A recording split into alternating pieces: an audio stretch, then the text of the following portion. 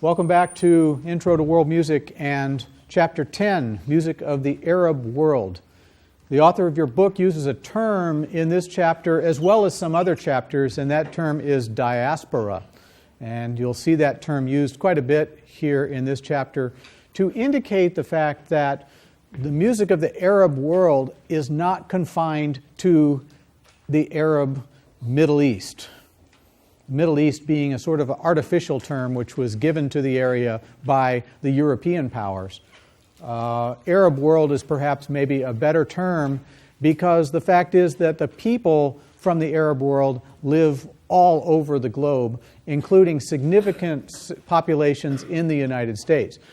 And so diaspora basically means that these people have been moved into various portions of the world for various reasons, many political, many of them economic reasons, but the Arab world exists in many, many places besides just Arabia. So we're going to look at that, starting with the map that you find on page 474 of your text, which shows the ancient Silk Road. And if you look in your text on that page, you'll find a kind of an ancient map showing the routes that were taken by the silk traders many, many centuries ago. And what they were doing was trading with China for silk, which was only available there. And the Europeans greatly prized this to be able to have silk stockings and silk garments of one type or another. And so the Silk Road went through the Middle East all the way to China, and you can see it there on this page. And it's interesting because the music of the Arab world finds its way to China as a result of that. And so towards the end of this unit, we're going to study a region of China which is really more Arab than it is Chinese, and some of the ramifications that take place as a result of that. So be ready for that. It's going to be something that's not in your text, but will be added in. Also know the term diaspora. The musical contexts here involve 22 countries, 3 major religions. Okay, so what religions are the 3 major religions that are involved here? There would be Judaism, Christianity, and Islam. Those 3. Okay, all connected and all living in the same place. So we're going to look at music from all 3 of those religious traditions. Some of the music traditions we're going to look at have been displaced, generally because of war or some other political upheaval, but we're going to look at quite a few traditional musics here that have been moved to different countries, particularly to the United States. Be aware that a lot of the stereotypes that you know about the Middle East and the Arab world are somewhat misleading. Aladdin, for example. If you rely on what you see in the Disney movie, you're going to be misled by a lot of the knowledge you might have about the Arab world, as well as the sound bites that you see from television news involving warfare or conflict going on in the Middle East. You might hear a soundbite of the call to prayer, for example, something that gives you the flavor of the Arab world. Be aware that there's a lot more to it than what you see on television news. So we start with an ensemble called the Takht Ensemble, made up of a variety of instruments that some of which are indigenous to the Arab world and some of which are imported. First, we have the oud, a pear-shaped fretless lute. And there's a picture of that on the front page of your PowerPoint, but you've also got several pictures in your text of the oud. It has 11 strings, but there are 6 courses of strings. So 5 of those 11 strings are doubled up, which means that you have 5 double strings and then 1 single string for a total of 6 courses of strings. There's a discussion of this in your textbook showing the names of the strings. They're generally tuned in fourths with a third between one of the 2 courses of strings. So you'll want to check that out. The next instrument in this ensemble is the bouzouki, which is a long-necked lute. Then there is also the ney, which is a flute that goes back to very ancient times in the Arab world. And so the picture I have on the PowerPoint is an etching taken from an ancient stone Egyptian carving of a ney player. It's kind of cool. There is also a rik, also known as a daf, which is a Arab tambourine. We're going to study that instrument as well. And then the 5th instrument that's in the particular ensemble that's on your CD is a violin. But it's not tuned the same way that a violin would be tuned if it were playing in a Western orchestra. Instead, it is what is known as a cross-tuned violin. So the violin strings tune to G, D, A, and E, and on the musical staff, they look like this. Here, G, D, A, E. What's going to happen with the Arab violin and the takt ensemble is that they are going to tune to different pitches. So the upper 2 strings, instead of being tuned to A and E, will be tuned to G and D, thus doubling the lower 2 strings of an octave. So it's known as a cross-tuning. And we have run into a cross-tuning before in this class with the violin. Does anybody remember it? Yes, the Ozarks music. And what was the name of the performer? Does anybody remember that? Oh, good. Ashley Hall. Very good. Yes.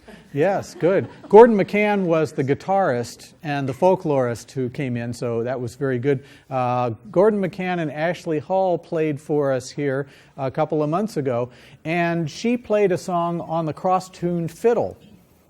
And anybody remember the title of the song she played? There was an assignment. There was an assignment. I know I'm bringing back memories here. Pretty Polly, exactly.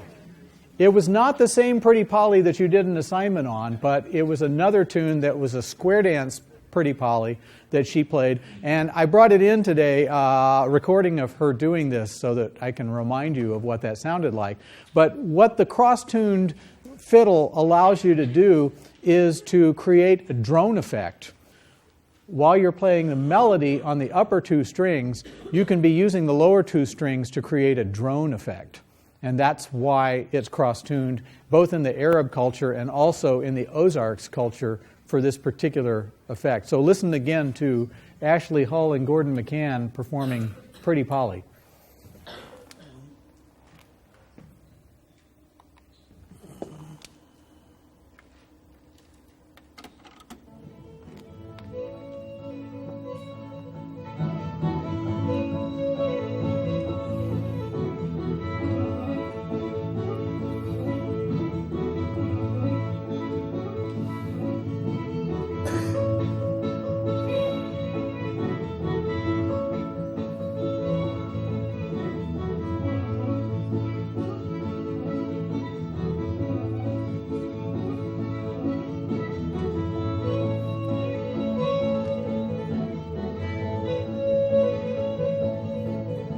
So, of the instruments in the Takt ensemble, then, you have the violin cross-tuned, but then you also have the instruments that are more indigenous to the Arab world.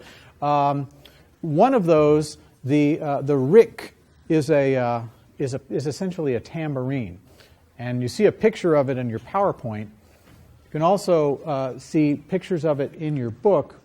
The interesting thing about the Arab rik is that it has the opportunity to play both a dum and a tak sound on the head of the instrument. So the tambourine, in this case, has more than one sound when you play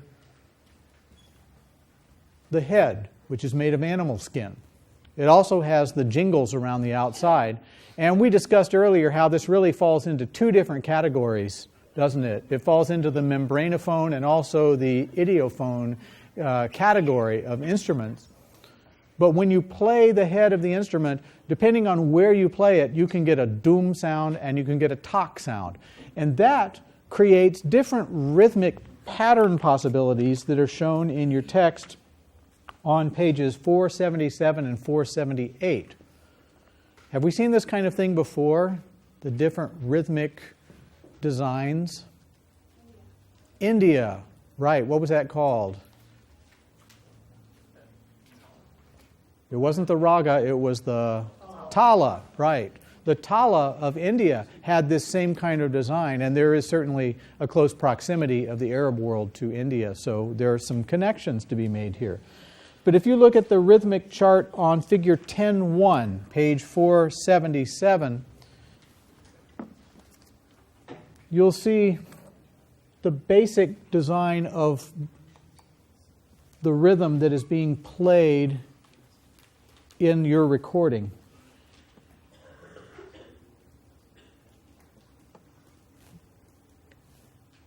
So basically, in 4/4, we start with the dum, and then we have two taks. So we're gonna emulate that here. What I want you to do is to have this half of the room. You're going to be the dum, and you're going to play with a kind of a cupped hand on your desk. Okay, everybody try that. Let's try to get a sound that sounds like doom, doom. Okay, good. Now the tak people, you're going to clap. Okay, so we're going to set up this rhythm here where we've got doom happening right at the beginning. Doom, tak, tak, doom, tak, tak. Let's try it. 1, 2, 3, 4. Doom, tak, tak, doom, tak, tak, doom, tak, tak, doom, tak, tak, doom, and so on. Now there are variants of this, and it doesn't just stay with that very simple design. In fact, you can see a variation that's heard in the recording just to the right in figure 10.1. You'll see that, but that is basically the design that the rik is going to be playing on this recording. Let's go to YouTube real quickly and take a look at the different sounds that a rik can actually produce. So I'm going to go there. If you go to YouTube, just type in rik, R-I-Q-Q, and you'll find several different people who are willing to share their rik playing experience with us. So you hear the difference between the dum and the tak, for example, in hitting the head of the drum, depending on the location where he hits it. So that's the important aspect about the rik playing. Let's listen to our recording and see if you hear those elements going on. Okay. Your book takes you through a very, very detailed, close listening of this in terms of describing the instruments that are playing, the various sections of the piece. The piece is called Ash-Shagal, and it's found on CD 4, track 18. Let's listen to a little of it.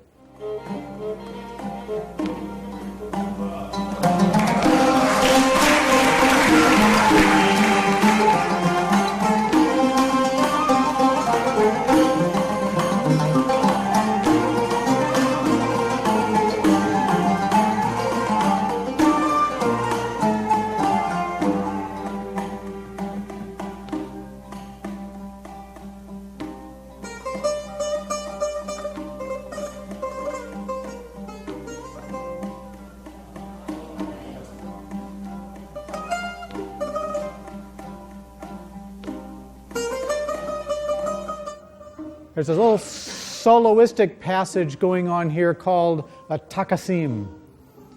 Improvised soloistic passage. Each player will get a chance to do a solo takasim.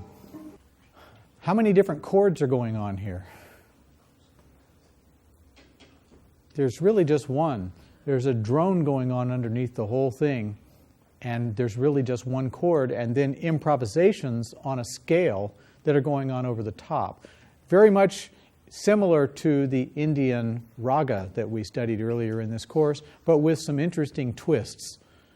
So, what the instruments are playing when they're not doing the takasim, however, is heterophonic texture. What does that mean? It means everybody plays the same melody, but with slightly different variants together. Have we heard that before in this class? Yes. In what piece did we hear that? In China, the Jiangnan Siju. In Jiangnan Siju in China, we saw that particular technique, that particular silk and bamboo music that comes from Shanghai. We heard that same heterophonic type of texture. And if you went to the concert last week, when you heard the three players playing together, they did that same thing. They all played the melody at the same time, but there were slightly different versions of the melody that were happening at once. That's very typical of both the Chinese style and, in this case, also the takt ensemble.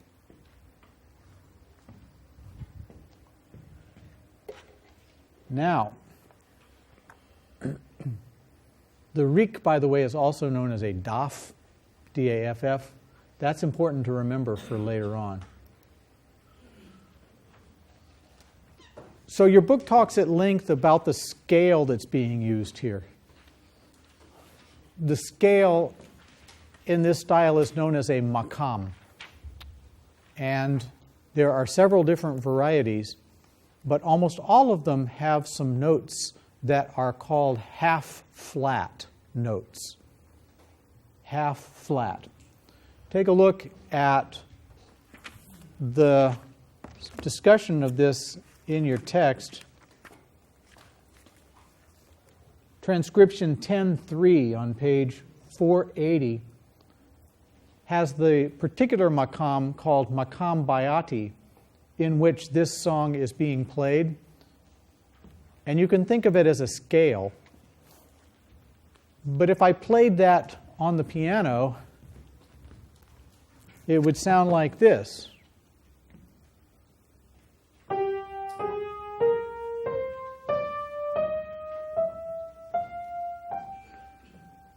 But the fact is that a couple of those notes are not capable of being played on the piano, because the notes that show the flat with the slash through them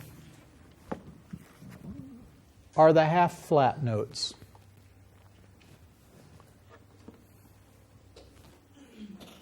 Here, there's a flat with a slash through it. And so what that is designed to show is that the pitch involved there is halfway between the G and the A flat. And so that is not capable of being played on this piano. Back to the idea of equal temperament for a minute. You may remember that equal temperament, I better write before I talk.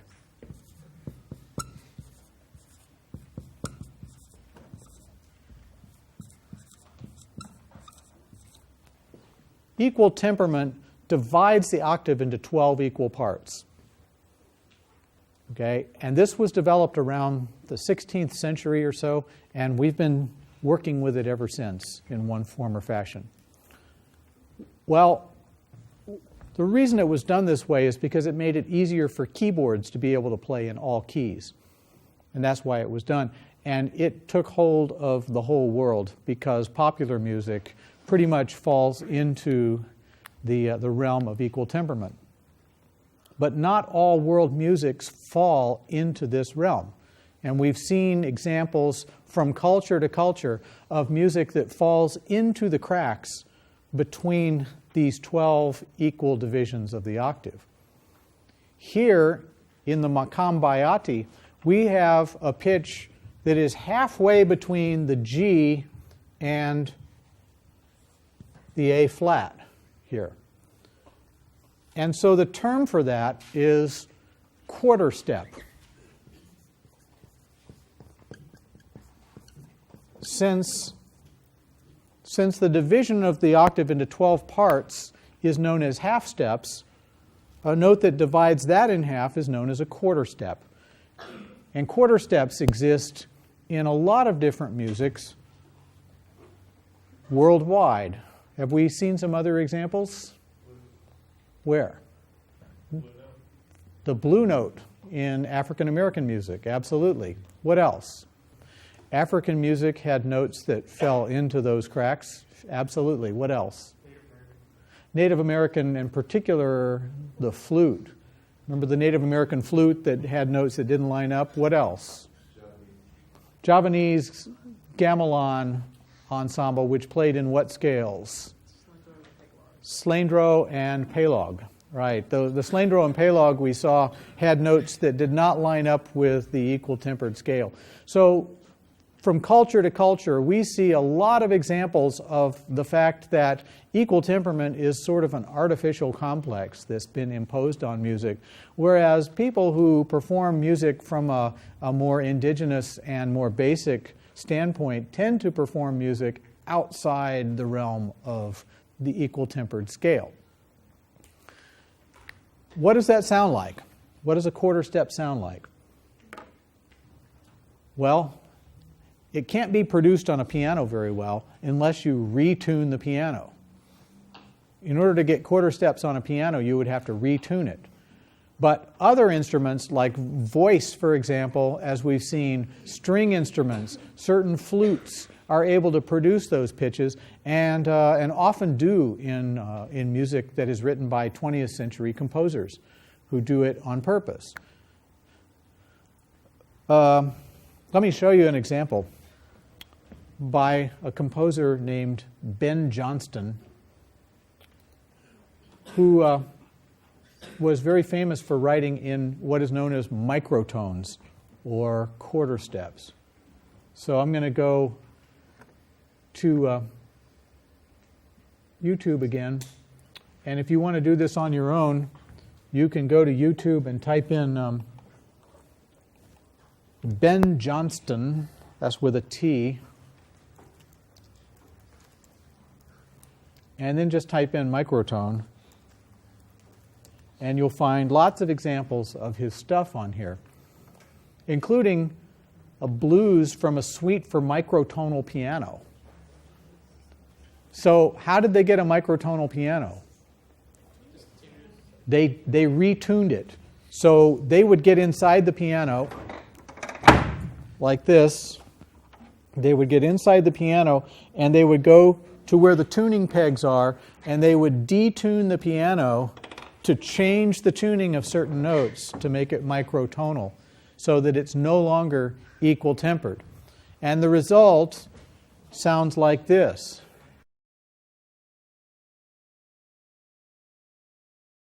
Yeah, those of you that are pianists, that may simply sound like the piano is just out of tune, right? That piano needs to be tuned. But this has been done deliberately like this to make the blue notes in between the cracks, right? I mean, a lot of jazz pianists, when they were trying to play a note that was in between the cracks like that, they would play both notes at the same time. So you'll hear them play, for example, when they really want the note that's in between them, they'll play both of them together. Well, what Ben Johnston did in this piece was to cut the corners there and give them that note that's in between. And that's why it gets that sound tuned in quarter steps with certain notes to make them the blue note on the piano that you don't normally hear. A little different twist on the blues. Philip, you might want to try that piece sometime. Of course, you'd have to convince somebody to allow you to detune their piano, which is sometimes a trick. Piano faculty members don't generally like to do that for people, so you gotta watch out about that. But so how does this translate to the music of the Arab world and to the Takht ensemble? Well, if we listen to what the oud is doing, and the oud is what instrument?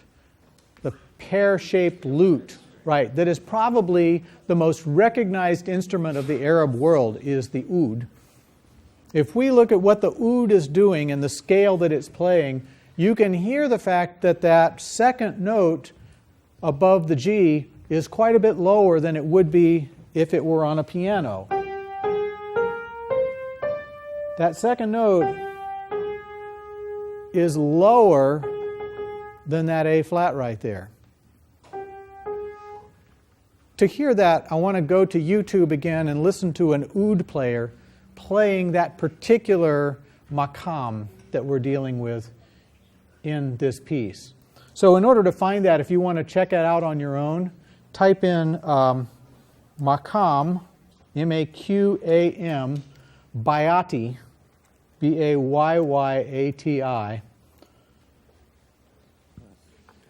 and you'll find recordings of a variety of people playing, including an oud player playing in Maqam Bayati. And what I want you to listen for is that lowered A half flat that's going to happen here.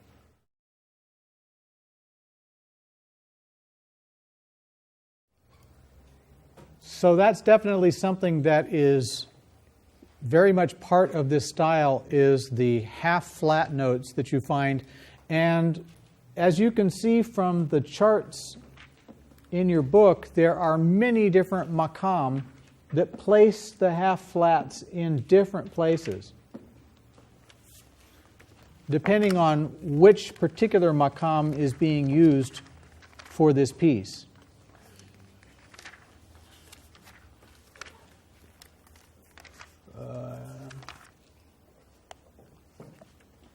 And sometimes they'll put the half flats in the key signature.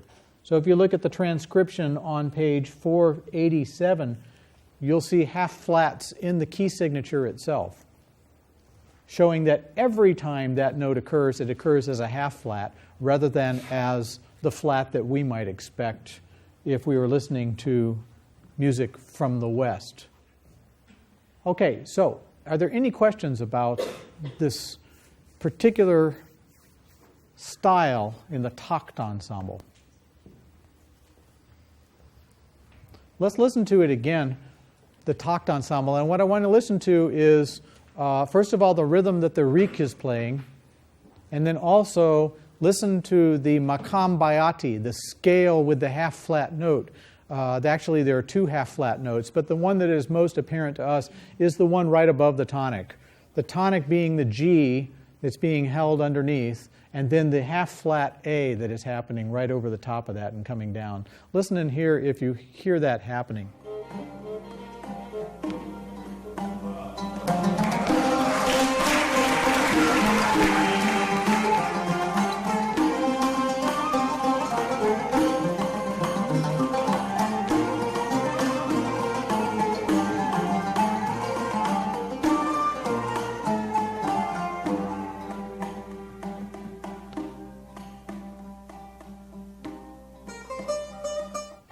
The next track on your CD is a call to prayer. And your book talks about the incident where the author actually was able to track down this wonderful singer of the call to prayer, which happens on track 419 of your CD. What is its purpose? When is it done? Anybody know? 5 times a day. Starting when? 6 o'clock in the morning. Everybody wake up. Prayer is better than sleep. Everybody get up. It's time for the first prayers of the day. Okay? And so in the Arab world, the call to prayer is one of the most recognized sounds because it happens so frequently, 5 times a day.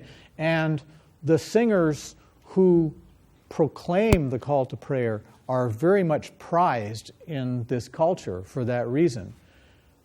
Nowadays, those things can be amplified, but back before the days of amplification, the actual cupola on the mosque was created in order to be able to project the sound of the singer calling the community to prayer.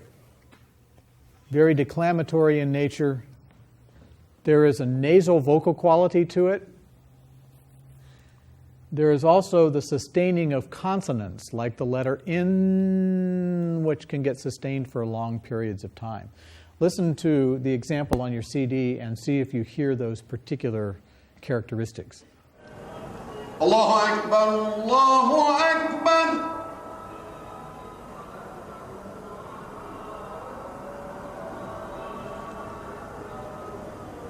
Allahu Akbar, Allahu Akbar.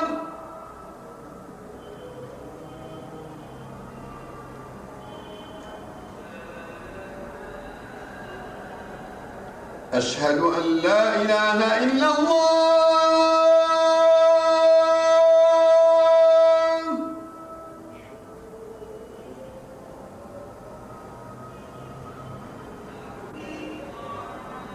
أشهد أن لا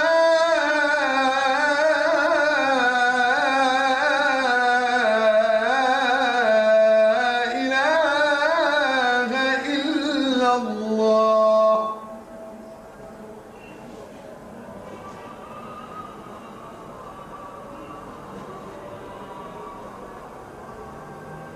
أشهد أن محمدًا رسول الله.